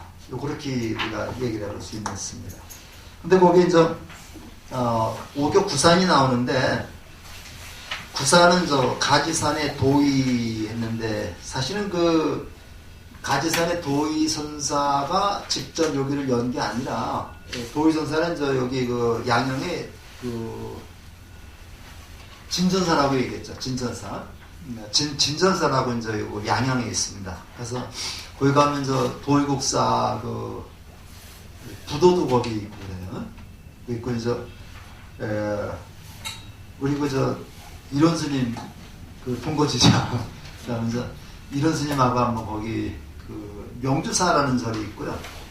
명주사에서 이제 그 조금 가면 진전사라는 절이 있는데 근데 뭐 성지순례 갈 때 이제 우리 이론 스님 모시고 한번 갔었어요. 갔더니 그 명주사에는 저 그 지혜 스님이라고 우리 그 이론 스님의 저 작은 아버지 뻘 되는 그 스님이 계시고 아주 그분이 그지 해서 그 전시관 같은 데도 놓고 그랬더라고요. 근데 이제 좀 술을 좋아하셔서 지금 매일 드신대요. 가서 그냥. 그다음에 그 진전사에는 그 이론 스님의 그 사촌 형 정도 뻘되는 분, 사촌 형 뻘되는 분이 거기 주지로 계신데 세 분이 아주 배짱이 잘 맞더라고요. 굉장히 그 아주 진전사가 좋은 절입니다. 거기서 이제 계셨다가 그 도의 스님의 제자 영고 스님이라고 있고요. 영고 스님의 제자가 채징 스님이 있습니다. 채징. 그래서 사실은 이 채징 스님이 가지산문을 열었어요. 그 연대가 804년에서 880년으로 되어 있죠. 이게 사실은 도의 스님 연대가 아니라 그 채징 스님 연대 제가 잘못 썼어요. 그래서 사실은 도의 스님 옆에다가 채징이라고 좀 써놓기 바랍니다. 그래서 채징 스님이 이 가지산에 가서 보림사라는 절이 있습니다. 장흥에 이 보림사라는 절에서 그 선문을 열었는데 여기 가지산문으로서 우리나라 조계종의 그 출발점으로 보면 되겠습니다. 그러니까 출발점을 더듬어 올라가서 채징선사의 할아버지 뻘되는 도의선사에서 저기를 이어본 거죠. 왜냐하면 중국의 선종을 도의선사가 우리나라에 전한 겁니다. 우리나라에 전했기 때문에 도의선사가 그래서 종조가 되는 겁니다. 종조가 되고 종조에서 그 손잡벌 되는 채징선사가 실제로 가지산문을 열어서 구산선문의 시초가 됐다. 그 다음에 홍척이라는 스님이 실상산문이라 해서 요거는 남원에 있습니다. 남원에 가면 실상사라고 하는 절이 있는데 이 절이 아주 굉장히 또 유명한 절이죠. 그 다음에 사굿산의 범일 스님, 그 다음에 전부 남쪽에 있습니다. 그 저희가 사저산은 요거는 영월에 있습니다. 영월에 가면 거기 영월인가요? 그 법풍사 있는데 그 영월에 거기 사저산문이 있고, 그 다음에 희양산문은 문경에 봉암사가 있어요. 문경. 그 다음에 복림산 시원욱 스님, 수미산 요거는 그 해주 이북에 있습니다. 이렇게 해서 모두 그 9개 산문을 구산선문이라고 얘기한다. 그 다음에 구산선문이 바로 조계종으로 다 통합이 됐고, 그 다음에 대각국사 이후에 다시 천태종이 들어와가지고 결국 오교 양인데 개 오교도 또 이렇게 이름을 바꿨다는 얘기죠. 그 다음에 밑에 보면요, 대각국사 의처는 교정과 선정을 융통하되 교정의 입장은 떠나지 아니하였고, 보조국사 진울은 선의 입장에서 선교의 일치를 제청함으로써 이 두 사상이 양종의 대조적인 선풍이 이르게 됐다. 이 부분을 좀 잘 이해해 주시기 바랍니다. 다 같이 선정과 교정을 겸했는데 천태종은 교가 중심이 되는 거고 조계종은 선이 중심이 되는 거다. 그래서 우리나라의 그 조계종은 세계 다른 데서도 없는 우리나라의 유일한 그런 종단입니다. 그러니까 우리나라 조계종이라고 하는 것은 선종이 중심이 되면서 거기다 교종이 가미된 거로 그렇게 우리가 볼 수 있습니다. 고려불교에 특기할 만한 사상가는 보조국사 진울인 바 한국의 독자적인 선사상을 개발해서 조계종을 중흥하고 새로운 면모가 세웠으며 그 후에 해신, 진각 등 16국사가 사자상승은 저 스승에게서 제자로다가 법이 이어지는 걸 말하는데, 요게 이제 문자로 이어지지 않고 뭐로 이어지는 거예요? 마음, 이심전심 마음으로 이어진다. 그래서 그 진울 보조국사 이후 16국사가 그 송광사에서 법맥을 이었기 때문에 송광사를 우리가 승보사찰이라고 얘기를 합니다. 그래서 우리가 그 승보사찰 얘기하는데, 어떤 분이 그렇게 얘기를 하더라고요. 그 16분의 스님이 중심이 돼가지고 송광사를 창건하고 만신 모였다 그랬는데, 16분이 스님이 모여 창건한 게 아니라 보조국사 진울 이후 대대로 그 맥을 이어간 겁니다. 제자들이 16분의 스님들이 맥을 이어서 한국 불교의 법맥을 이어간 거죠. 법맥을 이어갔기 때문에 거기를 승보사찰이라고 말한다. 그래서 그 16분의 그 스님들의 영정을 모신 정각을 거기는 국사전이라고 그래요. 우리가 보통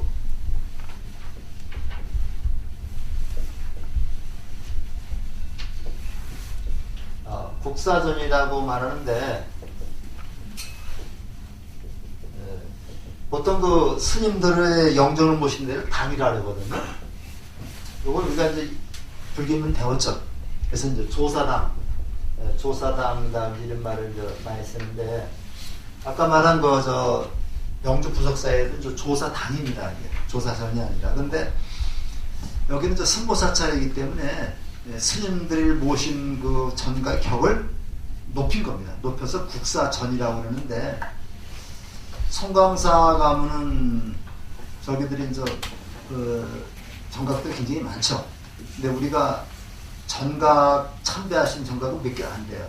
전부 선방이기 때문에. 그래서 그 국사전은 요 건물 자체가 국보로 지정되어 있는데, 우리 일반인은 들어갈 수가 없습니다. 참배할 수가 없어요. 근데 더 좀 안타까운 일은 국사전에 모신 16분의 그 스님들 영정이 도둑 맞았어요. 누가 뛰어갔습니다. 예, 뛰어갔는데 그 중에 몇 분은 찾았다고 그래. 근데 이제 지금 다 못 찾았습니다. 그래서 어떻게 관리했는지 모르지만 이게 엄청 많아요. 거기다가 또 이제 어떤 자리에 가면 빨간 스프레이 이렇게 뿌리는 데 있죠. 그런 것도 있고, 그다음에 불난 것도 많습니다. 그래서 지금 1월 첫째 주 금요일 날이 무슨 날인가? 4일 날인가? 5일에 그 날에 그 성지순례를 가는데, 금산사를 가자고 그러더라고요. 금산사. 금산사 가서 제 생각에는 그 귀신사라고 또 있습니다. 그래서 가까워요. 귀신사라고 이제 한 데가 있는데, 거기 이제 미륵신앙 본거지죠. 미륵점도 있고. 그런데 금산사 배적광전에 가면 부처님이 5분 모셔놨어요. 5분에다가 아주 굉장히 장엄하게 모셔놨는데, 그 건물이 이제 원래 보포물로 지정되어 있었는데, 그 건물이 다 불에 다 전소되어 버렸었어요. 지금 이제 그 만든 배적광전은 나중에 다시 지은 겁니다. 그래서 보물에서 해제됐어요. 그래서 우리가 이제 참 안타까운 일이죠. 또 쌍봉사라는 절에 가면요, 대형전이 3층으로 되어 있습니다. 3층 탑으로 되어 있는데, 그것도 불에 타서 없어. 불에 타가지고 다시 진 게 바로 쌍봉사. 우리 낙산사 잘 아시죠? 그래서 우리가 이제 그 화재 같은 게 굉장히 좀 조심을 해야 될 그런 부분이 되겠습니다. 근데 전에는 화재가 그 목조 건물이 대부분이기 때문에 보험회사에서 화재도 거의 안 들어준다고요. 이제 그런 것이 또 문제가 있습니다. 네, 그렇게 이제 있고요. 그 다음에 그 밑에 줄을 보면요, 고려 말에 태고 보우가 부산 정정을 통합하였으니 이 점에서 선계의 모든 스님들이 태고의 맥을 이었다. 이 사계의 문제는 이 사자가 우리가 보통 저기를 갖다가 선조의 그 맥을 잇는다는 얘기죠. 그래서 우리가 보통 요렇게 사자 쓰게 되면 저거는 저길 잇는, 피를 잇는 그 사람을 사라고 그래요. 그래서 이후에 조계종의 사계 문제는 논란의 대상이 됩니다. 아까 말씀드린 그겁니다. 당시 불교는 선과 교가 서로 자기만 좋다고 주장하는 패단을 갖고 있었는데 이러한 패단을 타파하고 전 불교가 대동단결하는 종합적이고 이론적인 체계를 수립다 해서 교관 겸수, 교와 관이라는 게 선입니다. 그래서 교와 선을 같이 닦자는 게 교관 겸수입니다. 그것이 바로 천태정이었다. 또는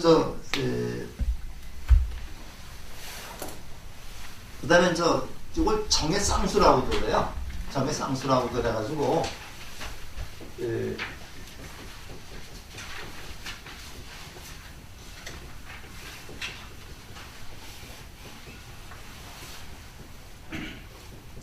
이걸 정해쌍수, 그 다음에 교관 겸수는 교가 교정이고 관이 선정입니다. 그렇기 때문에 교와 선을 같이 닦자는 얘기고, 여기는 정의 선입니다. 이게 정의 선이고, 여기가 교죠. 그래서 우리가 경전을 공부하면 지혜가 생기니까. 그래서 정과 해, 선과 교를 같이 닦자. 이게 그 똑같은 말인데, 이건 진우스님이 부르짖은 그런 결사입니다. 우리가 보통 결사라고 하는 말을 쓰는데요. 결사라는 말을 쓰는데, 당시에 불교계가 굉장히 퇴락하고, 그 다음에 이렇게 교육이 무너졌기 때문에, 진우스님이 저쪽을 통해서, 처음에는 영천에는 거조함이라고 있는데요. 한번 들어보셨어요? 거조함. 한번 꼭 가보셔야 될 적인데요, 여기에 네, 거조함이라고 있습니다. 근데 지금은 이 거조사라고 바꿔놨어요, 이름을.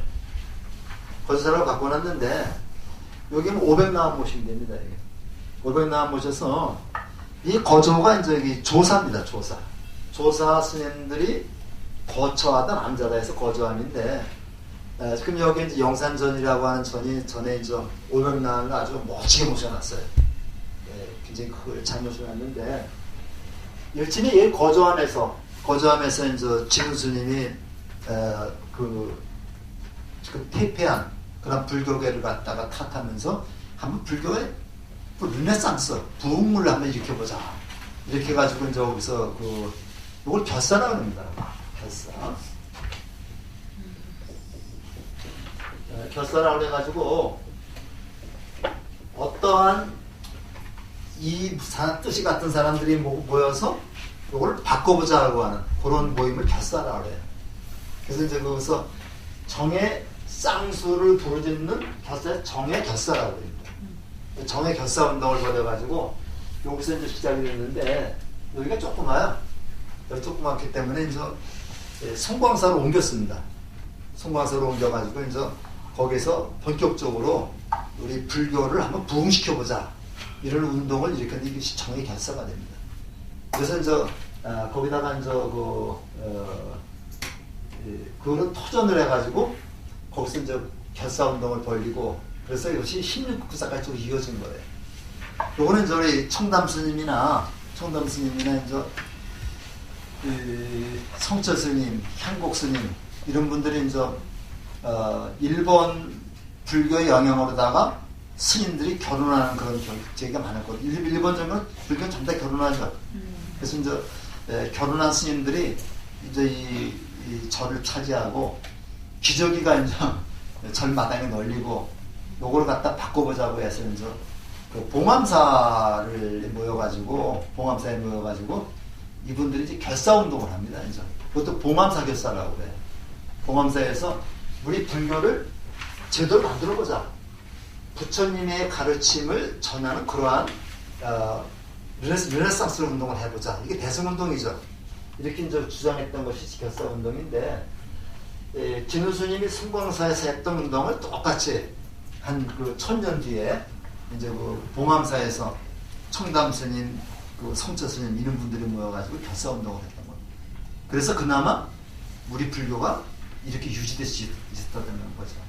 근데 이제 그쪽에 굉장히 좀 그 문제가 좀 있었던 것이 뭐냐면 저 청담 스님하고 그런 분들이 결사운동하는 건 좋은데 그냥 좋은 말도 안 나가니까 막 쫓아냈어요. 그냥 막 쫓아냈는데 쫓아내다 보니까 뭐가 들어가네? 폭력이 가미되는 거죠. 폭력이 가미돼가지고 이것이 지금 지금도 아직도 치유가 되지 않고 있습니다. 그래서 이제 태고정과 그 조계정이 뿌리가 같은데 한 사람은 쫓아낸 사람이고 한 사람은 쫓겨낸 사람이고 쫓겨난 사람이고 근데 거기에 이제 뭐가 작용이 되느냐면 이승만 대통령의 유시가 발휘이 되는 거예요. 이승만 대통령의 유시가 정권을 등에 업고선 쫓아낸 거죠. 이제. 그냥 안 되니까. 그래서 지금 선엄사 문제 같은 것도 아직 해결은 되지 않고 있습니다. 그래서 이제 그런 것들이 쭉 언급이 되고 있습니다. 그래서 진울의 조계종지 성립이라고 하는 그 문제, 그 단락의 밑에서 세 번째 줄을 보시면요. 이렇게 하여, 이렇게 하여 보조국사 진울에 의하여 한국 특유의 종지가 확립되어 내면적인 통일이 되었고, 공민왕 5년에 태국 보호에 의해서 외면적으로 통일된 조계종이 이루어졌다. 그래서 조계종이 이루어졌는데, 내면적인 실질적인 것은 진울에 의해서 이루어졌지만, 마지막 완성은 보호가 완성했다. 이렇게. 그래서 종조가 누구냐? 이거 가지고 지금 얘기했는 거예요. 그 다음에 대장경 조판인데, 고려시대에 있어서 대장경의 조판은 두 번에 걸쳐 있었다. 처음은 현종 때이고, 다음은 고종 때이다. 이것을 초조장경, 재조장경이라고 얘기를 합니다. 그래서 처음에는 현종 인전에 고란이 쳐들어왔을 때, 이거를 부처님 힘으로 막기 위해서 대장경을 만들어서 이걸 그 밑에 보면 팔공성 부인사라고 있죠. 팔공성 부인사가 있는데 요거는 대구에 있습니다. 대구 팔공산에 가면 유명한 점들이 많아요. 이거 동화사가 있고 그다음에 그 유명한 갓바위 부처님. 그래서 갓바위 부처님 있는 절이 그게 선본사. 네, 거기 갓바위 부처님 있는 걸 모신 절 이름이 선본사인데, 선본사에서 조금 올라가면 갓바위 부처님 나오는데, 여기 입히 때마다 엄청난 사람들이 찾아가죠. 이거는 총무원에서 직경사찰입니다. 그 돈이 많기 때문에 총무원에서 직경사찰. 보문사도 그렇죠.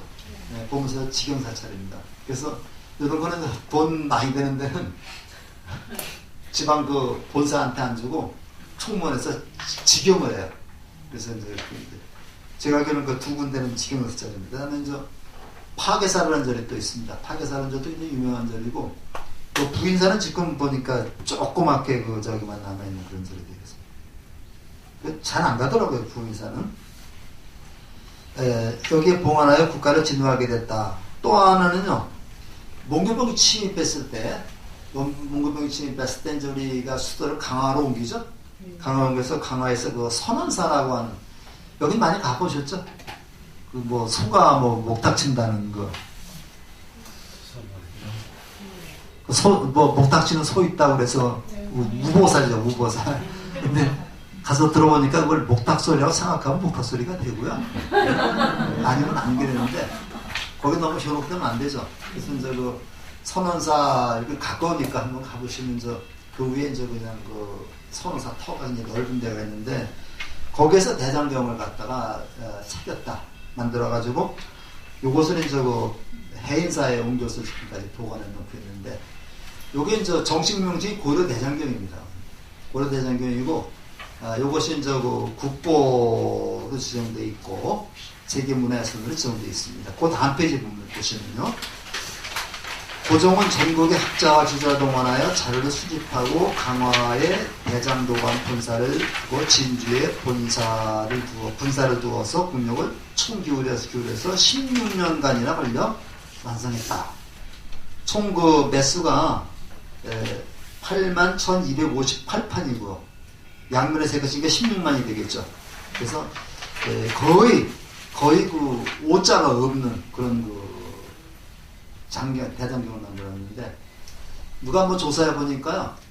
이게 아마 한 50만 자 이상, 글자 수는 50만 자 이상 가는데 한 1000자 정도의 오자가 나왔다는데. 그래서 이제 그러는데 지금 이게 다 번역이 됐습니다. 네, 번역이 돼가지고 동국역경원에서 동국대학교 역경원에서 이제 번역이 돼가지고 지금 450권 정도 이렇게 좀 보통 한 이 정도 되죠.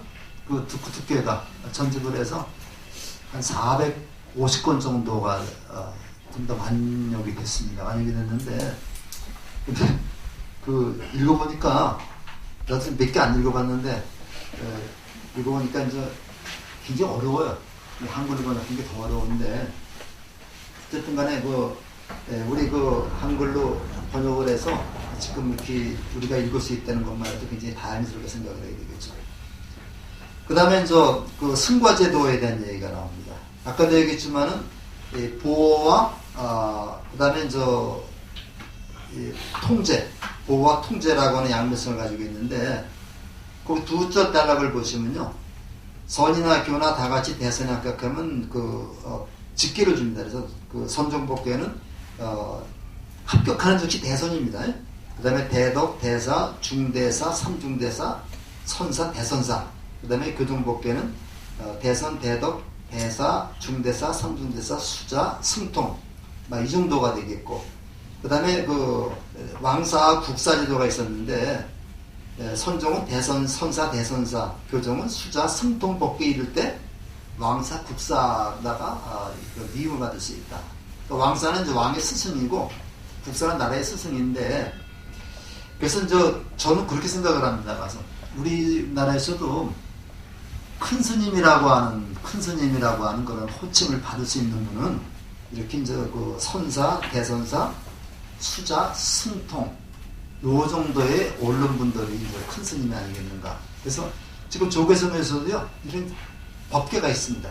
법계에 있어가지고 지금 제일 높은 경력이 높은 곳에 대선사가 있고 그 밑에 선사가 있고 그래서 선사, 대선사 정도가 되면 어떻게 되느냐면요.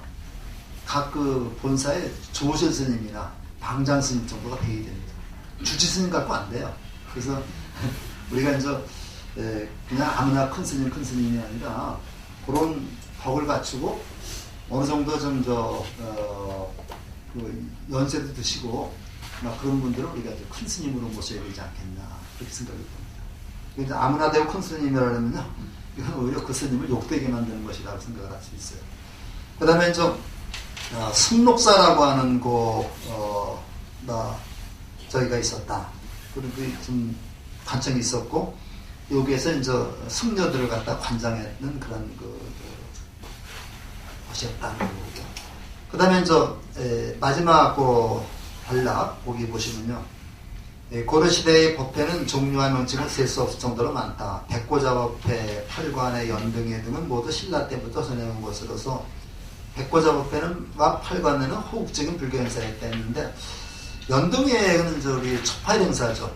첫8일 행사인데 이것이 2월 보름날 했다고 그래요. 그러니까 그때는 첫8일 행사가 2월 보름날인지 그건 모르겠습니다만은 지금 우리가 4월 첫 8일 날을 부처님 오신 날로 기념하고 있죠. 근데 세계 모든 나라가 다 그럴까요? 아니죠. 네, 우리나라 중국, 일본 이쪽에서는 4월 첫 8일이고 남방불교에서는 부처님 오신 날이 똑같지가 않습니다. 그래서 아마 요것도 각 지역에 따라 문화입니다. 가서 이거 문화이기 때문에 우리가 4월 첫 8일로 중요한 것은 우리 새로운 봄이 오는 시점이기 때문에 아마 중요한 것 같고 그렇게 되는데 나라마다 각기 다릅니다. 그 다음에 이 밖에도 태조대, 화원법회, 무차대라는 게 있는데 무차에서 이 무차라고 하는 말은 승속을 가리지 않고 승속이나 빈부귀천 또는 남녀노소를 가리지 않고 모든 사람을 평등하게 모든 사람을 평등하게 대상으로 여겨서 잔치를 베풀고 진행하는 법회를 부차법회라고 해요. 그러니까 여기 가면요, 스님이거나 그 다음에 스님이 아니거나 돈이 있거나 없거나 그 차별되지 않는 똑같하게 대접하는 그러한 법회를 우리가 부차대회라고 해가지고 간혹 보면요, 요즘에도 이 부차대회를 합니다. 그래서 이제 우리가 나라의 그 불교의 어려움이 있을 때 부차대회를 열어서 전대중이 참여를 해가지고 토론도 하고 그런 것 행사가 있습니다. 그러니까 이것은 바로 불교의 평등 사상에서 바탕이 된 것이다, 이렇게 볼 수 있어요. 이 차라는 말은 막는다는 얘기죠. 차라는 것은 막는다는 얘기니까 막지 않는다. 무차는 막지 않는다. 누가 오든 막지 않는다는 얘기겠습니다. 그 다음에 수륙제 등도 있고, 그 다음에 이제 대체로 성격에 보면 기복, 복을 구하거나, 양제라고 하는 말은 재난을 미리 예방한다는 얘기입니다. 그 다음에 이제 진병, 병사를 갖다가 이제 물리치거나, 그 다음에 치욕, 병 고치거나 이런 것들을 위해서 이제 우리가 하는데, 결과적으로 모든 그 불교 행사가 이제 안녕과 질서 요거를 위해서 이제 불교 법회라고 행사를 한다는 것 좀 알으시고, 고려시대 그 불교는 아까도 잠깐 말씀드렸습니다만은 조계종의 성립이라는 거하고 또 하나는 고려대장경의 간행이라고 하는 굉장히 두 가지가 가장 괄목할 만한 그런 행사였고, 그다음에 불교가 점점 국가의 보호를 받으면서 철학해가는 그런 기미를 보여서 끝내는 조선조에는 배불이라고 하는 그런 정책을 쓰게 됐다, 이렇게 말씀을 드리겠습니다. 오늘 날씨가 되게 추운데요. 오늘 고생 많이 하셨죠. 내일 종강입니다. 네. 이만 마치겠습니다.